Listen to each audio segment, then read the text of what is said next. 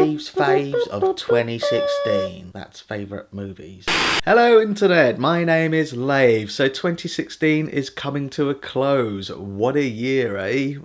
In terms of films that have been released this year, I actually thought it was a good year for films. Hopefully this list will prove that. Now sadly I wasn't able to see every film this year. Certainly there are some films which I really wish I had the chance to, but because of work commitments and other stuff, I just didn't have the time. So if you're wondering why any of these films aren't on the list, it's because I didn't get to see them. Not saying that they definitely would have been on my list, but from what I've heard from other people, I have a sneaking suspicion that they might have been. And I also have to do a couple of honourable mentions, like Patterson, which I thought was a lovely film. I have reviewed that if you want to go and check that out. I, Daniel Blake, I also have seen that, and I was going to do a review for it, but I didn't get a chance to because I was ill and then time went on. But I did do an enjoyment tracker for I, Daniel Blake. Probably the most hard-hitting film that I saw this year. And not to mention Zootopia or Zootropolis, whichever one it's called in your country. I thought Disney were really back on form this year. I thought Zootropolis was great. I also really liked Jungle Book. I haven't had a chance to see Moana yet, but I hear that's very good also. And I also really like Mel Gibson's new flick Bloodfather. I thought that deserves an honourable mention. And also Manchester by the Sea. It's one that I've just reviewed. I'm not going to include it on this list because technically it comes out here in January, but I managed to see it a little bit early. But Manchester by the Sea is a shoo-in for my top 10 next year. Loved it. And I have to say, this isn't my top 10 best films list. This is my top 10 favourites list. Objectively, probably these aren't the best films, but subjectively, these are my favourites. So that's the formalities out of the way. Let's just get on with it. Number 10. Creed. As I say, we tend to get films a little bit later than the US, and Creed was released in January this year, so I have to include it on my list. I thought Ryan Coogler did a fantastic job of paying homage to the original Rockies, which I love, but also telling it in a new way and making it for a new generation. He did such a great job with it, and that fight scene, oh my god. I really wasn't expecting to love this film as much as I did. It really didn't have any right to be as good as it was. I thought it had Rocky V written all over it, but I was so wrong. I loved it. Yeah. Number 9. So coming in at number 9 is another film that fits into an already established franchise but was also trying to tell its own story in a new way, and that is Rogue One. I think Gareth Edwards did a fantastic job with this film. I think it fits in so nicely to the originals. Honestly, I cannot wait for the day that I can watch Rogue One and then just go straight into A New Hope. That's going to be a great day. Number 8. Coming in at number 8, the Russo brothers did it again with Captain America Civil War. Let's not kid ourselves, it's another Avengers film, but oh my god, the Russos juggled all of these characters beautifully, and that airport sequence, come on, it was everything that I wanted it to be. Yeah, I had so much fun with Civil War, but interestingly, it's not my favourite Marvel comic book film this year. That goes to... Number 7. Deadpool. As I said in my review for Deadpool, I wanted it to do 3 things. I wanted it to be funny, I wanted it to be violent, and I wanted it to be meta. And Tim Miller absolutely delivered on that, on a slashed budget as well. Okay, it's every other superhero film, just in a slightly different package, but oh man, I had so much fun with it. It was a blast. Number 6.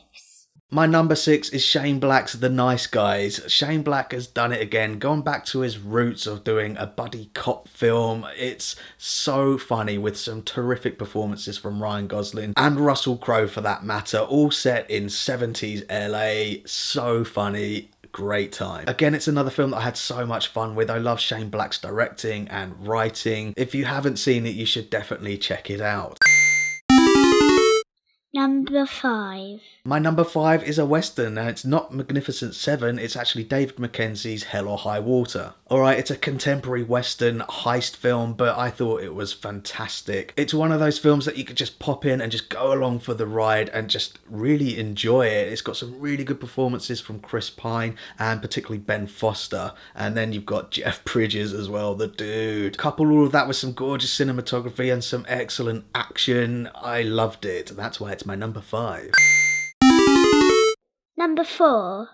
Coming in at number 4 is another film that we got later over here in the UK, and I have to include it on my list, and that is Alejandro Inarritu's The Revenant? The Revenant. I got Inarritu right, got The Revenant wrong. It's such a fantastic film, and Leo finally got his Oscar when arguably he should have won it for other roles, but still, it's fantastic. I said in my initial review that I wasn't too keen on going back to watch it again because it was so grueling, but I've seen it about 3 or 4 times since then, and I just love it. It's such a beautiful film to just get lost in. Plus DiCaprio gets raped by a bear.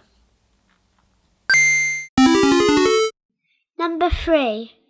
Okay, we're into top 3 now and it's getting interesting. What is it going to be? Well, it's Tom Ford's Nocturnal Animals. Now, I have to admit, and I said it in my review of this, that I didn't know who Tom Ford was. I don't follow fashion, what can I say? But I am really ashamed that I haven't seen his other film, A Single Man, which I hear is very good, but Nocturnal Animals blew me away. A lot of people think that it's all style and no substance, but I absolutely disagree. I think it's full of style and full of substance. And I think it's commentating on that as well. I know it's based on a book, but I definitely think that Tom Ford has taken that book and then used it to tell a very personal story about his own life and his observations. I think it's a fantastic film. That's why it's my number 3.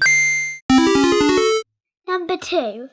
Right, well, top 2. Well, actually, my number 2 I didn't get to see in the cinema. It completely flew under my radar, but then I heard a lot of other YouTube movie reviewers talking about this film. Then I saw it in the supermarket and I thought, I'm going to buy it. Didn't think I'd like it that much, but I loved it. And that film is Sing Street. That was weird. It's Sing Street. So this film is directed by John Carney, and I have seen one of his other films called Once, which I find really interesting because both of these films explore music and the creative process. But what I love about Sing Street is that it's set in the 80s and it's about this kid who gets transferred to a new school, falls in love with a chick, so he convinces some of his new mates to start a band, and not only do they create their own music, they also create their own music videos. It's such a great, funny but heartfelt film, and I really wasn't expecting to enjoy it that much. I thought it was being overhyped, but I absolutely loved it. That's why it's my number 2. Number 1. Here we are, my number 1 film of 2016, drum roll, and it's Arrival. Denis Villeneuve's Arrival. It was my most anticipated film of the year and it didn't let me down. Proper grown-up sci-fi. I absolutely loved it with terrific performances throughout. I really regret not doing a spoiler talk video for this one, but I've got something else in mind. I think I'm going to do a comparison between Arrival and Interstellar because I think they follow similar themes, but I thought Arrival was so much more successful than Interstellar, and I thought it would be fun to pick them both apart to find out why. If you haven't seen Arrival, where the hell have you been? Go and check it out, watch my review, tell me what you thought about it. I loved it. So there we are, that's Lave's favourite films of 2016. Lave's faves. I'm going to call this video Lave's faves. As always, thanks very much for watching. I really do appreciate it. I've been doing this whole YouTube movie reviewing thing for about a year, and this is my first top 10 list. I'm really looking forward to seeing what 2017 brings, and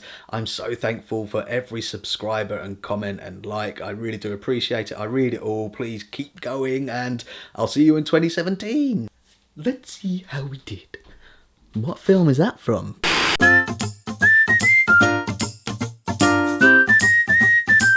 Subscribe.